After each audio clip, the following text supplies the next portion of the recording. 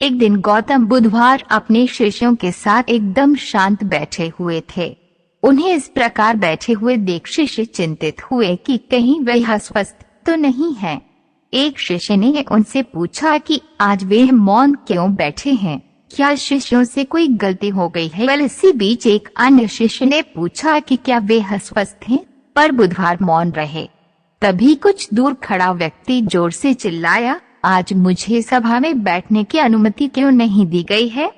बुधवार आंखें बंद करके ध्यान मग्न हो गए।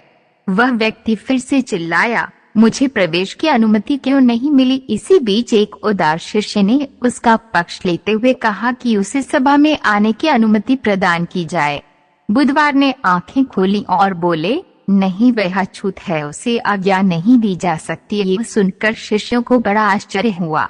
बुधवार उनके मन का भाव समझ गए और बोले, हाँ, वह अछूत है। इस पर कई शिष्य बोले, हमारे आश्रम में जात पात का कोई भेद ही नहीं, फिर वह अछूत कैसे हो गया। तब बुधवार ने समझाया, आज वह क्रोधित होकर आया है। क्रोध से जीवन की एकाग्रता भंग होती है।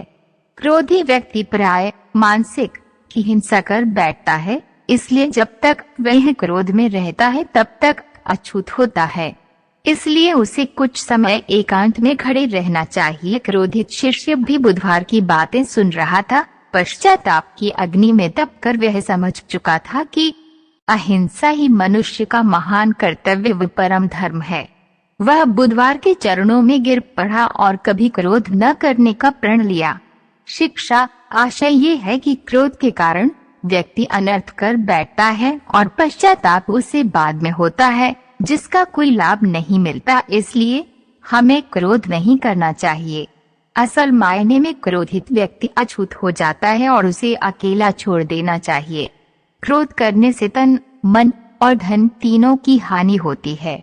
क्रोध से ज्यादा हानिकारक कोई और वस्तु नहीं है। कहानी अच्छी लगी हो तो प्लीज चैनल को लाइक, सब्सक्राइब और शेयर करें। धन्यवाद।